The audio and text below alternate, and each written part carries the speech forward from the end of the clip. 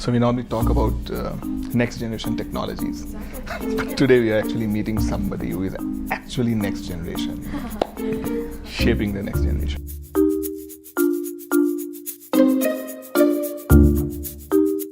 When I was 5 years old in senior kindergarten. T-tables, which helps you learn your multiplication tables. Well, first of all, I'd like to get my book signed by him, and of course it would be great if my application Ask Tanmay could play KBC with him. That would be great.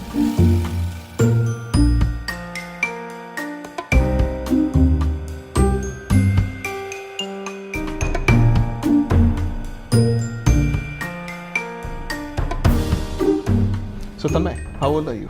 I'm 12 years old. Not even a teenager. Not yet, no. When was the first time you started coding? Well, actually, I was 5 years old, and I remember actually, I was just really fascinated about computers because, of course, first of all, I had pretty much nothing to do when I was 5 years old, of course. Like, what can a 5-year-old really do for fun?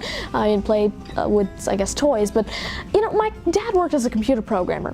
And so, since he would code lots of, pretty much all the time, I would always sort of watch what he was doing, and it sort of intrigued me as to how a computer could display something on the screen, like hello world or even my name. And so, at 5 years old, I thought that was like magic, I guess. And so, I really was intrigued, and I wanted to know how it was able to do this. So I wanted to get into the depth of it.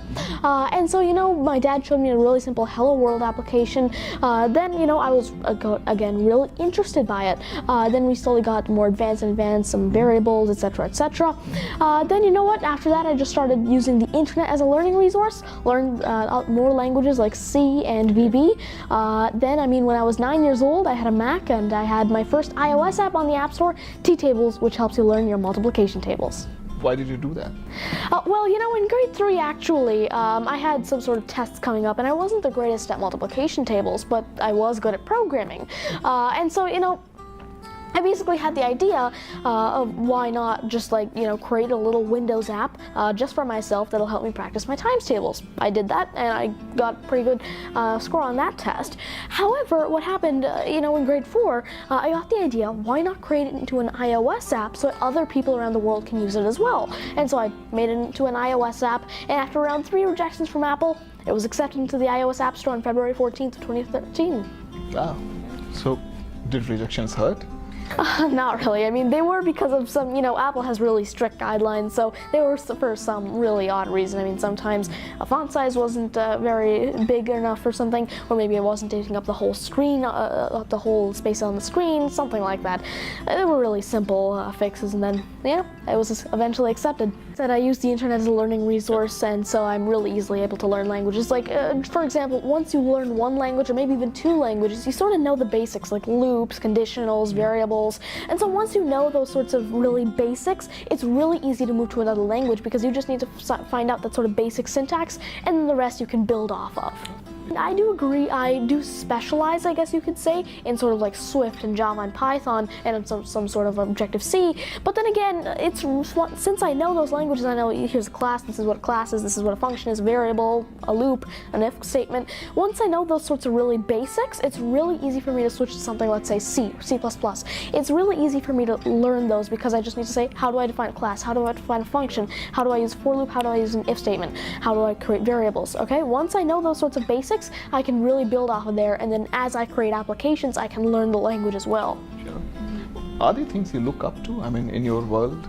Well, are you talking sort of like people, or? Yeah, people, or also anything that inspires you? First of all, I'd like to say I guess I admire Steve Jobs. The reason I really admired him was because, this passion and dedication he had towards his work and just sort of his sort of mood of just never giving up and believing in himself. Mm-hmm. What about artificial intelligence? When did you first hear about it? Was it like a jargon when you first heard it? Not really, actually, because actually I have no idea what I was watching on YouTube, but I just happened to stumble upon a documentary about IBM Watson a few months ago.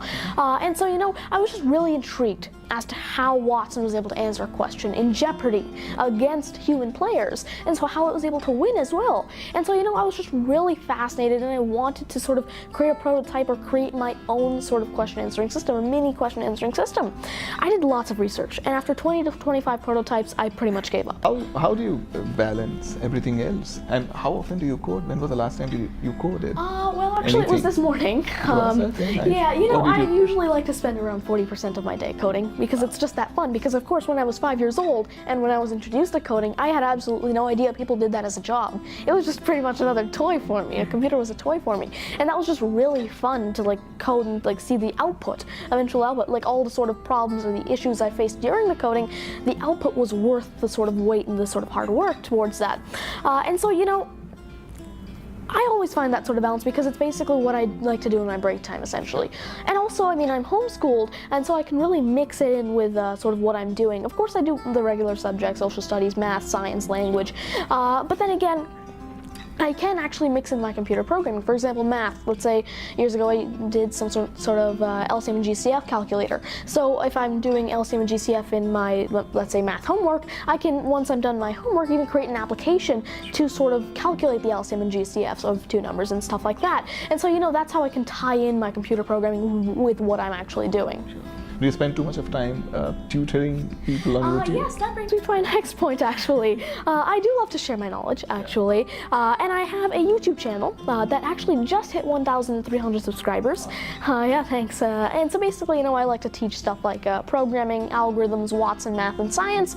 And so, I like to create videos to share my knowledge. Basically, whatever I learn, I like to simplify it and let other people learn that as well. And so, that's really fun. In fact, I'm actually currently writing a book called Hello Swift, iOS App Programming for Kids and Other Beginners. Yeah, and so basically it's going to be, as the subtitle suggests, a book for kids and other beginners to learn iOS app development through Swift from scratch. Yeah, in fact, actually one of the things on my wish list, I guess you could call it, is to get my book signed by Amitabh Bachchan. What's the connection? What do you really like? Why do you want to meet him? I don't know, I'm just a big fan of him, I guess. You are? Yeah. What do you remember the most? Specifically, actually, the KBC game show. In fact, another wish, I guess you could call it, is for how Watson was able to play Jeopardy with Alex Trebek. Maybe Ask Tanmay could play KBC with Amitabh Bachchan. Did you try meeting him on this trip? No. No. Okay. Do you also watch movies? Slightly, not really, though. Yeah. A different kind of question, but since you're already consumed and involved in so many things at the same time, I would like to know, what is future of job for you? Do you think of working at all? Maybe, but mainly what I'd like to do is just continue to do what I'm currently doing and gain more experience at it and just get better at what I'm doing. Notably, there would be becoming, writing more books as an author, creating more apps as an app developer, and of course continuing to share my knowledge through my YouTube channel. So if we sit again 10 years down the line, do you see anything in particular? Not really in particular. Again, just continuing to do what I'm currently doing. Sure. Yeah, sure. Maybe more things as well, but yeah, I'd like to stick to these sorts of main do you things like field believe speaking and stuff. In jobs the way it is, working for one company and one problem, because you seem to be consumed with a lot of things? Not really. Yeah. No? Okay.